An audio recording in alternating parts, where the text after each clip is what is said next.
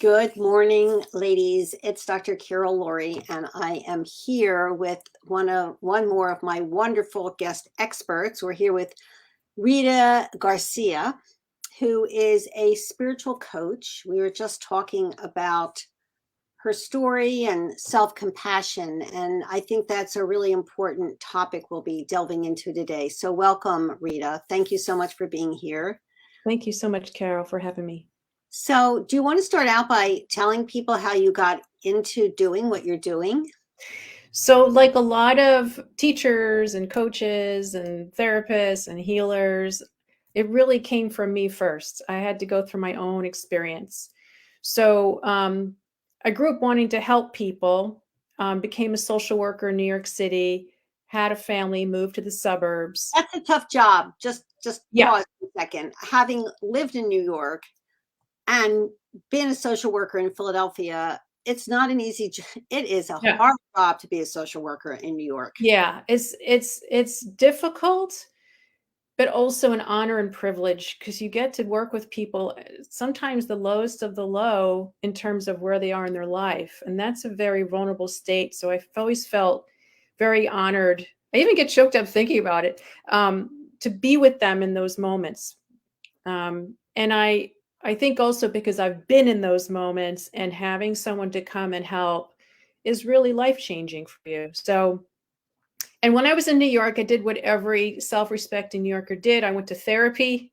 Um, there's a lot of therapists in New York, and there's a reason for it. So I had like 7 years of Neurotic therapy. people, but also all in major cities in Philadelphia and Yeah, San Francisco and Chicago. There's a lot of therapists. Yeah. there's exactly. And as because I was in social work school, that was also kind of part of the whole thing. Like, hey, you got to deal with yourself too. So I was in social work school. I was working as a social worker in therapy, then met my husband, got married, had kids, started moving into the suburbs. And I had 3 kids, 4 and under. So I had like a little preschool in my house. That's a lot. Yep. And at the same time, I wasn't busy enough. So I decided to start my own business where I was selling health and wellness products on the phone and taking In your classes spare at night. time. Spare time. Yeah, in my spare time. Yeah. And because I came from a very large family where my mom had 6 children and had pretty much no help, I thought I didn't need help either. I was going to tough it out like she did. And she was sort of an You only Olympian had 3 mother. kids and she had 6, so Yeah, that's so super easy, right? yeah, easy peasy. And so what happened was, as I was growing this business, I noticed that my husband kept asking me if I was having a good time with it, and I was like, "Oh, it's totally great. I love it. I love it." But in my mind, I was trying to save my family by retiring us, to make my husband be home earlier. I was trying to be all things to all people. I was trying to control everything, please everyone. So if there are any control freaks or people pleasers out there, I totally get you. I know what's going on with that. And what happened was my body started to do things like I developed a cough. If you ever tried to sell health and wellness products while you have a cough, it doesn't go well. No, but I just want to say, excuse me, Rita, that what you just described is the energy behind what is known in homeopathic terms as the breast cancer miasm. It's the people pleasing, it's the go, go, go, do, do, do. It's you're somewhat of a perfectionist, so Yep. you don't like to ask for help. I can do it myself syndrome. Yeah. And that is the energy that goes into breast cancer. Yep. So here you are, you developed a cough, and in Chinese medicine, the lung is the organ for grief and also suppressed anger, Oh, yeah. right? Oh, yeah. So I was trying to save my family while neglecting them at the same time. It was like a vicious cycle of trying to do something better while going at it the same way that wasn't helping. So one day I was on a conference call about my business. My kids were running around and I got some bad news that basically was ripping the rug out from underneath me around my business. And I muted myself on the phone. I just started crying. I just cried. And we eventually got off the conference call. I'm on the floor, I'm crying, and all of these thoughts are coming up. You're such a failure. You always quit after 6 months. You don't know what you're doing. Now you can't save your family. You're a terrible mother. All of these, you're a failure, terrible, you're not enough stuff was coming up. I'm crying. And then I look up and my kids are crying. And not that that was terribly unusual when you have kids 4 and under, but I realized they're crying because I'm not paying attention to them. And they see their mother kind of having a breakdown. So I'm sure they're scared as well. Right. And I bring that up not just because it was kind of a sucky time, but because I'm so glad it happened. Because I needed to hit bottom before things were going to change. And literally, I was on my bottom. So I'm crying, I'm sitting there, and I realized something needs to change. I don't know what it is, but I just sat there and cried. We cried all that afternoon. And then I decided I had read this book about the power of belief. And the author had a website where he had power of belief coaches. So I looked through them and I found one guy who had a business background, and I thought, great, he's going to help me with my business. I was still kind of clinging. If only I could close more people and I can save my family. So I hired him. And on the first phone call, he said to me, Rita, can you just for this moment be kind and gentle with yourself? And my first thought was, no, why would I want to do that? That hasn't helped me. That's like a cockamamie idea of being kind and gentle. It's just going to be a pity party. And the other part of me said, look, you're a really good student. Just do it and find out what happens. So I sat there and I decided, okay, I'm just going to feel some kindness and some gentleness. And in that 30-second to a minute period, I did not think of myself as a failure. For that moment, I wasn't a failure. I wasn't a terrible mom. I wasn't a terrible businesswoman. Wasn't a terrible daughter, terrible wife, or whatever. I was just being kind and gentle. And I knew that that was, there's moments of your life where you're going, this is significant, pay attention. This is a turning point. That was one of those moments. I had no idea where it was going from there, but I thought, all right, this guy's made me cry and he showed me something that makes me feel better. I'm going to hire him. So I hired him. And what I ended up doing was taking a step back from my business. That took some coaching to get me doing that because I didn't want to be a quitter. I was very concerned about quitting. And he said, you're not quitting. You're just taking a step back because you need to take care of yourself.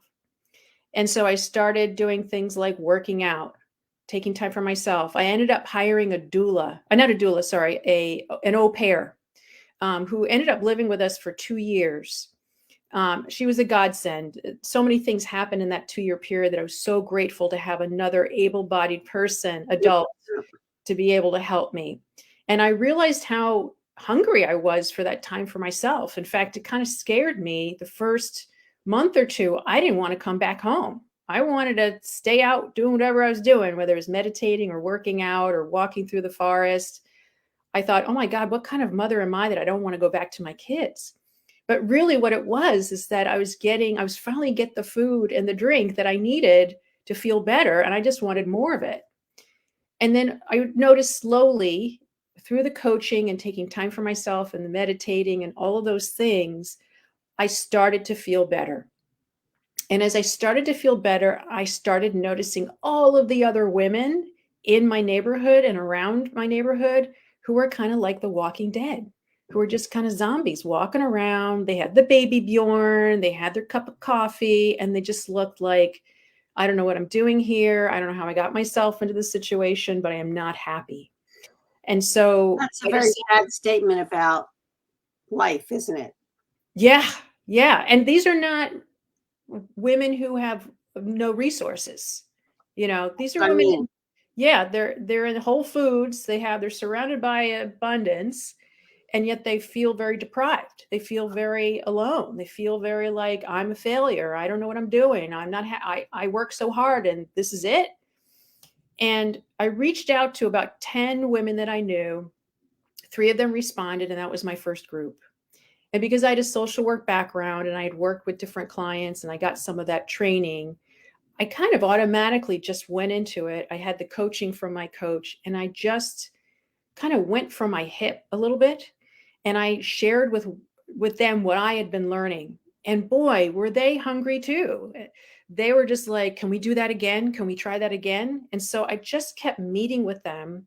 And then the word got out. I was doing workshops, and then I was working privately with people. And as I would learn something, I would just share it with the group. It was literally, it was kind of like when they in medical school, you learn one, you do one, you teach one, or whatever that phrase is. I forgot that it's you're constantly learning something new and then passing it on. And that's one of the things I loved about coaching, was that I could do everything that I had tried with myself, experimented and seen results, then I can say with authority, this worked for me, give it a try. And I just kept learning from different people, different teachers, through videos and books and workshops, a lot of different techniques. But what I kept coming back to over and over again, because it was a question I kept asking my clients, was, can you be just kind and gentle with yourself right now? I just kept coming back to that self-compassion. Can you love yourself as much as you adore your friends or your child or a puppy, and say, I'm so sorry you're suffering. What do you need? And then give that to yourself. And I found that as much as it was difficult for me to do in the beginning, it was also difficult for them. But then once they got the hang of it, and sometimes they would say, Rita, it was like you were whispering in my ear, can you be kind and gentle with yourself? Once they started getting hang of it, it became their go-to when they felt discomfort. And you learn so much about yourself when you have compassion for yourself. I think people start to think if you have compassion, then you're in pity mode, or you're stuck, or you'll never make changes. No, the opposite is true. It actually gives you the space to make change. Do you want to do an exercise? And so women can get a sense of what we're talking about? Because Sure. quite frankly, I'm sitting here having a little bit of judgment about the women in Whole Foods who have so much and are so self-centered that they're not able to think about other people. I mean, this is, they have abundance, they have a lot. And I may be pushing some people's feathers, but there's a fine line between not being okay and also acknowledging how much you have and being grateful for that. So I I just totally need get it. to put that out there. I mean, and I have worked with some of those women who have so much and they have financial stability and they have all the external trappings, and yet inside they don't feel well. And I have Yep. compassion for them, but I also feel like, really? So, because there's so much suffering in the world. And, you know, I had a spiritual teacher, and her answer to that was having people work in soup kitchens and go to Mhm. homeless shelters and serve people who really don't have anything, and get out of yourself, because Mhm. you don't want to, you know, our society is becoming a little bit too self-centered and narcissistic in our stuff. And you need to always acknowledge that, okay, I may be off, but I have a lot, and I'm going to give some of my energy to somebody else and hire a babysitter. I mean, it's Right. important to always give back. So sorry if I digressed, but No, I think that's a really important point that you're making, and I want to address it before we go into anything, if I may. sure. So I had this debate with someone where someone said to me, you know what the world needs more is compassion. And I said, you know what the world needs more? Self-compassion. And she's like, no, no, no, for the exact point that you said. And I said, the reason the world doesn't have compassion is because they don't have compassion with themselves. In other words, the lack of compassion you see in the world is yes, narcissism, but narcissism is like the empty hole, the empty abyss. Because people become very, I'm not talking about the personality disorder, but people become narcissistic when they can't access compassion for themselves. Okay, you know, I understand and respect that 100%. Yeah. So for those wealthy, well-resourced women, when they start to be able to have compassion for themselves, they then can see the outside world as needing more compassion. They're more connected to themselves. Therefore, they're more connected with everyone else. And those are the people who are more likely to have a huge impact by giving to others and volunteering, because they're not taking all their time up trying to patch up their own internal wounds all the time. It's exhausting to walk around the world wounded. It's exhausting. You're constantly Most people compensating do. for it. I mean, most people are, most people do. Let's be real. But I think what you said is that self-compassion helps you become more connected to yourself. And I am a big proponent of being more connected to yourself. But I also feel like sometimes women just need to get off, and men, Yes. get off their rear ends and serve people who are in Yes. need. And Yes. I'm a, Absolutely. that is the answer to a lot of people's thinking they have problems, because it puts them in a place of gratitude and Absolutely. gets them out of themselves. And I have a friend and colleague, Holly Bertone, and her whole thing is about gratitude. So, Yep. Well, that's what happens when you start to have self-compassion. You can feel more gratitude, right? So it's not even an either or. I would say it's a this and that. So sometimes people become more self-compassionate and grateful and have more compassion for others because they're doing that outside work, and sometimes they need to do the inside work before they can do the outside work. So I think, and yeah. one can light the other. Okay, I absolutely respect that. So I'm glad we cleared that up. Yeah, it's multi-pronged. Not Yeah. one or the other, it's both. It's both. I So think that's most of life. Yes, and yeah, both things can be yeah, true. not but and, but yes and. Yeah. So, So go ahead.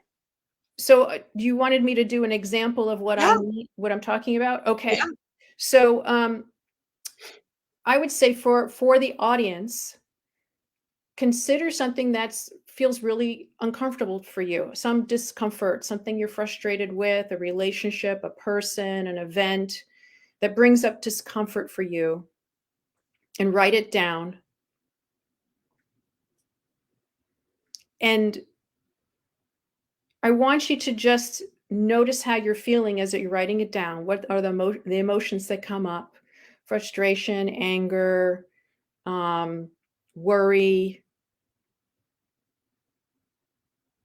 fear. And just first allow yourself to feel that. Give yourself permission to just feel it. That's one of the biggest challenges for a lot of people, is just feeling what they're feeling in the moment. yeah, it is a big challenge. Yeah. So feeling that. And then I want you to imagine that you're with someone you adore, whether it's your child or your niece or nephew or a puppy or your best auntie or whoever it is, someone you adore, and they are going through this. They're having these feelings. What would you say to them if they were having these feelings of frustration and fear and worry?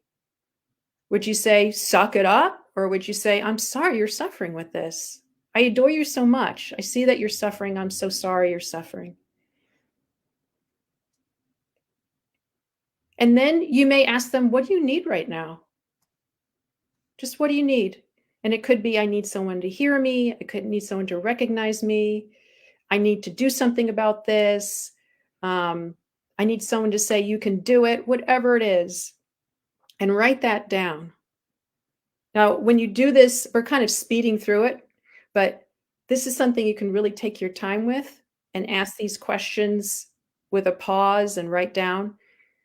And then once you write down what do you need, then I want you to visualize giving it to yourself. So, in other words, you become your own supply of what you're looking for from the outside world. That's really important. Yeah.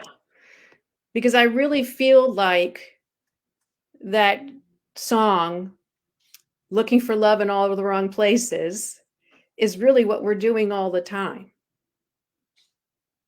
Well, our society trains us for that. Yes. So we're looking for love in all the wrong places, but we're programmed for the familiar, right? So the familiar could be literally your family or society or what you're just used to. So in this exercise, you're visualizing giving yourself what you need, whether it's a hug or helpful advice, or maybe this is what you need to do next. Whatever it is, you give it to yourself. And then you take action. And it could be, what is the step that you can take in the next 24 hours that will help reinforce what you just did? And it could be, you know what? I think it's time for me to call up my local church and go work at a soup kitchen. Or I'm going to start researching how I can help the lady down the street.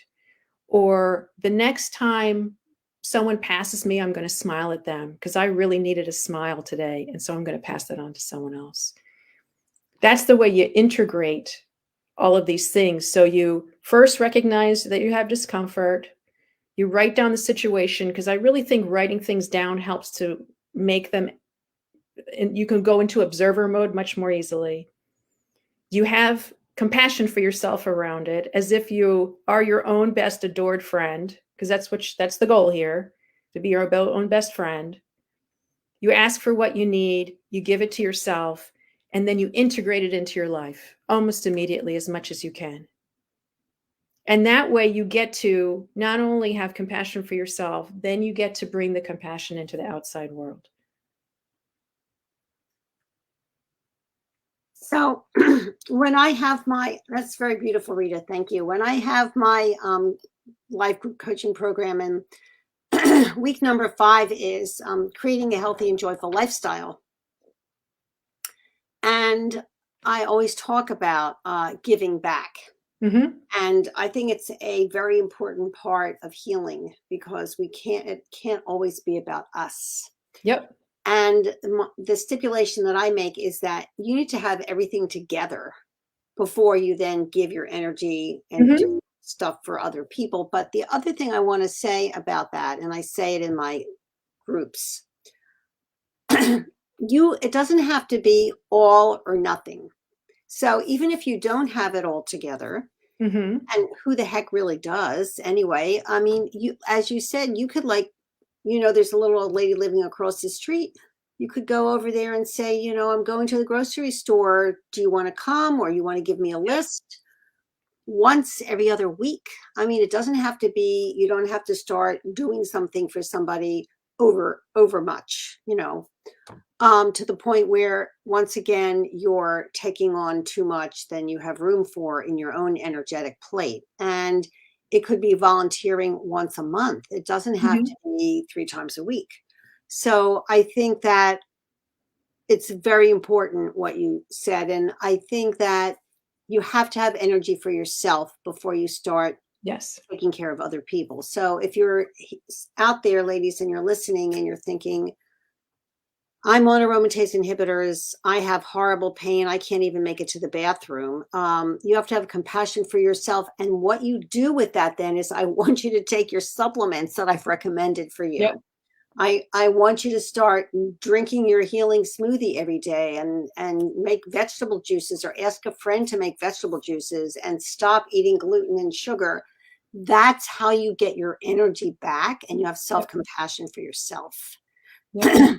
And you have to do that first before you then give to other people. Because if you have horrible pain from tamoxifen or aromatase inhibitors, or you had radiation and it just wiped all the energy out, which it does, and you're not recovered from your own breast cancer treatment yet, you got to take that self-compassion and put it back in for yourself with your own energy. So what have you found then, working with women, Rita, that then happens through this? Is a beautiful protocol that you gave us. What have you found that women do with it? Well, what I've found is that more women start to realize, first of all, how much they beat themselves up, like all the time. Yeah, that's constantly working against themselves, judging themselves. And so literally they can't even enjoy what's in front of them. They can't enjoy their kids. They can't enjoy their abundance, right? Because they're constantly, I didn't do enough. I'm a terrible person, blah, blah, blah, blah, blah, blah. So they don't have the energy to do the things that maybe they want to do, whether it's volunteering or tutoring or playing with their kids or enjoying their grandchildren or whatever it is. So they realize that they're spending a lot of time doing something that's not good for them, that's not healthy, that's not actually helping them. I think there is a myth that if you criticize yourself enough, you become a better person. Really? I don't have that. I mean, where did that come from? Maybe that was from the 50s or something. Yeah, I definitely grew up with That's a that. man myth. That's not a lady myth. Yeah, You I make that definitely up. grew up with be hard on yourself to make yourself a better person. Ugh. Yeah, Okay, we're erasing. If you have that in you, ladies, I want you to think about me erasing that or taking out that yeah, message, because that's a toxic message. for sure, for sure. But you know, I was raised by people from the greatest generations. It was about being tough, and that there's always something to be that you're fighting against, and you have to be vigilant about resources. And there's a lot of great things about each generation, but one of the things that was hardest about growing up with parents from that generation was that they weren't like necessarily emotionally savvy. They weren't No, they were too focused on survival. This is they were World on War One and survival. World War Two, right? Yes, yes. God bless them. And I appreciate all the things that my parents gave me, but they did not give me a lot of compassion reservoirs. Yeah, So I there was was very none of much that. of You get were tougher, like, go yeah, forward. Yeah. working And all the time and just put your nose to the yeah, grindstone. And I'm a little older than you, so I remember that my grandfather escaped from the Russian army and made it to the U.S. in 1903. wow. So he worked all the time. Yep. Doing, doing, doing. They were human doings, not human beings. Mm-mm. Right.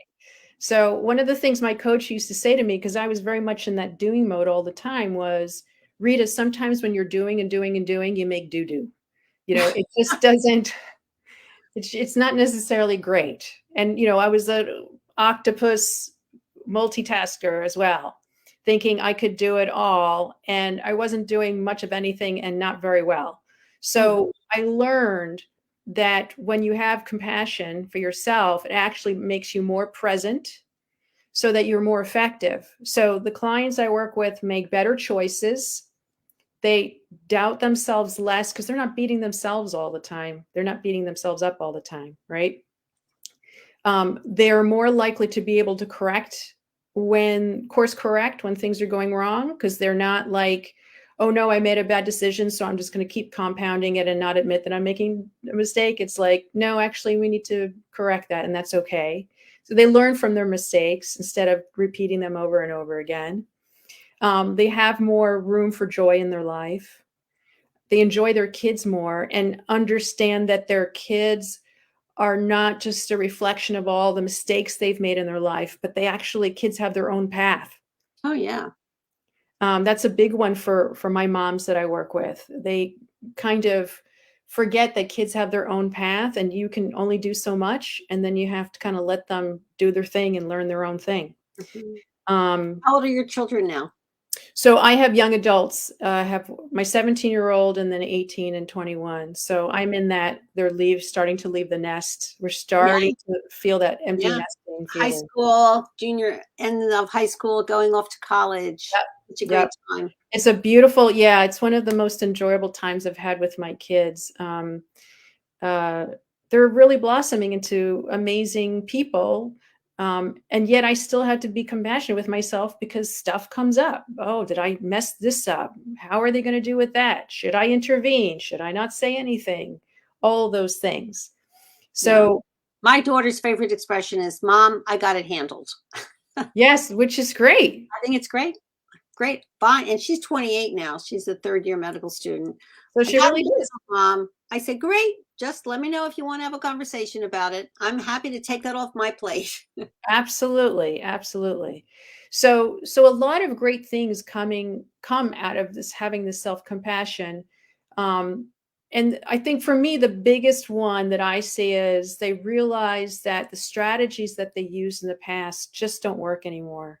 So when they start using them, they can immediately go, "Oh yeah, that's the old way I used to do stuff." and that doesn't work anymore. I'm going to do it this new way. And that frees you up to expand infinitely when you're willing to do that. I'm writing this down for women to see. We need to have an honest look to see if the strategies you've used in the past are working now. Yeah, That is the beginning of freedom, I think, right? absolutely. And a lot of it is, if I would sum it up, I would say it's having a different relationship to life. Instead of making life something that you have to beat or work against or fight against or avoid, if your relationship is one of, we're in this together, you're working for me, I'm going to find gifts and opportunities in every moment, even problems, I'm going to find the gift and opportunity. You have a completely different relationship to yourself, others, and life. This is the core of the work I do with women with breast cancer, because a lot of women come in and individually and in the live group coaching, breast cancer is a war. It's something to attack. I have to fight it. I'm going to conquer it. Yep. I'm going to beat it. Yay, team.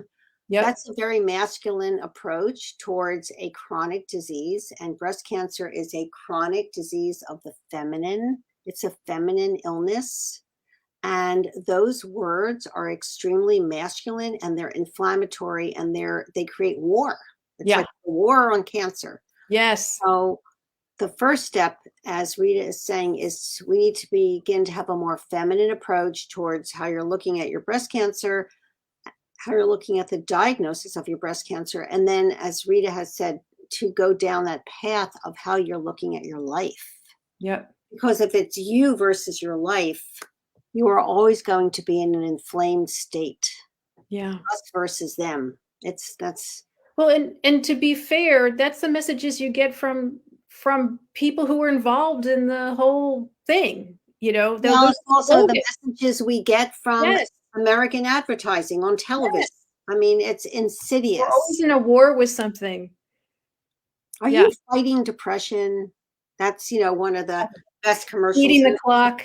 Right. Yeah. Of course, it's a woman who's depressed, not a man. And, the advertisement is, it's like a little bit of a cartoon, and the house is a mess. What does that mean? There's dishes in the sink, and there's laundry piled up, and the beds weren't made. So when my kid was little, I had dishes in the sink. Sometimes I still do.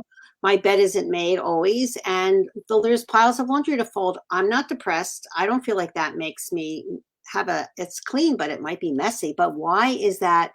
Look at the insidious messaging that advertising is giving to women. Yep. Why is it that's the woman's job? Why isn't it the partner's job? And then she takes a pill, and next thing you know, she's serving everybody a picnic lunch. Drives me crazy. That is not the messaging we need to give ourselves, ladies. No, I agree. I think doing this work, your work, my work, is really countercultural. It's a countercultural thing, because what it's saying is, we're not about the fighting. We're not about this type of framing. We're doing something that's bringing in, like you said, this feminine energy, which is coming in all different ways. I mean, a lot more now than it has been in the past. How do you see it? How do you see it coming in, by the way? I'm just curious. I don't know if I see that. I think we have to create that for ourselves. Well, I think you create it as you see it, and you see it as you create it. So I focus in on conversations where people are connecting more than fighting. I'm seeing a lot more men who are open to the feminine. In fact, I exclusively market to stressed out professional moms, but I have dads come to me all the time who say things like, my sister's cousin's wife's friend said I should talk to you. Do you work with men? And I say, yeah, I do. I do. Of course I do. Sisters, husbands, wives, cousins, friends. Right. And usually they're in some sort of healing arts, or a lot of them work with their hands. Actually, they're very like tradesman type, but they also have this other energy coming through them. And because my father worked with his hands, I have of course, a bias that way. I love my plumbers and my tradesmen, and I think those people are very beautiful. I love oh, those people they're too. like my superheroes. I feel They are. very Just loved and love supported by them. them. Especially in the East Coast. It's such a breed. Yes, it is, and I have a deep affection for them. So so anyway, so I work with a lot of guys like that, and they have a very strong feminine energy to them, and they're very open to this. I'm seeing more and more men open to this type of work. Um, where else? Where else? Well, I just every other person I meet is doing something like this. All levels of socioeconomic, like some guy came in to clean my rugs and all of a sudden we're talking about energy fields and I'm like, what the what? So I think like anything, if you are looking for it, you will find it. It's true. If And if you're you're saying it here, doesn't ladies, exist, if then you you're won't here find it. watching this, you're looking for it and you will find it. You have Yeah. found it. In fact, one of the things I like to say just for fun when the stuff hits the fan is, okay, looking for the miracle. Looking for the miracle. And the miracle to me is the unexpected cool thing that happens next. It's not necessarily an angel coming down from heaven, but it could be the plumber coming and saying, oh, no charge for that. Or, oh, look what we found. We need to fix this anyway. I'm glad I'm here. Hmm. Or, oh, this was, just something different. Or a neighbor coming over and saying, you know what, I know you couldn't cook, so I brought a casserole. And I'm going, wow, I am really taken care of. I love Just, that. Just love that. yeah. So when you're looking for it, you find it. I find miracles all the time and magic all the time because I'm looking for it from every event, from fights to death to divorce to losing your job to just general weirdness. There's always some magic in there if you're looking for it. So next, what I want to say to the women listening, either now or later, is the next time you make some food for yourself and your family, make a tiny bit extra and bring it down to the little old lady across the street, down the block, whatever, and create a miracle for her. Mm, And it doesn't take any extra on your part. And I don't want women to do extra if you don't have it. I want you to take all of your energy and put it into recovering your health and restoring your life first. But I think these little extra bits that you can do without pulling yourself way off balance and, you know, giving up too much of your time and energy, it makes you feel good. yeah. And just when you talked about somebody bringing you a casserole, it's like I have somebody who comes in and she brings me extra food and she's from Ethiopian culture. So I have Oh, all this delicious oh my lentils, gosh. these Best. greens and cabbage. Yeah. And I can just put them together and heat them up on the stove for dinner in like 5 minutes. And I have this delicious vegetarian meal and I don't have to cook. I am so grateful for that. It's all organic food and the energy is so beautiful. So this is how we pass it on. And it doesn't have to be you're in a soup kitchen working 5 hours. It takes you an hour to get there. You can do that, but you have to have everything else together, Yeah. right? Yeah.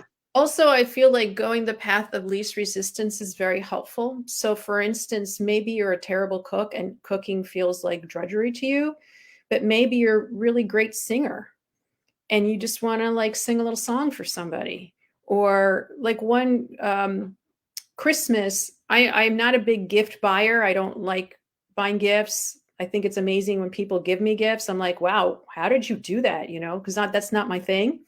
So Mhm. one year I just wrote love letters to each of my relatives That's that were beautiful. coming, and they loved it. And it was so easy for me to do.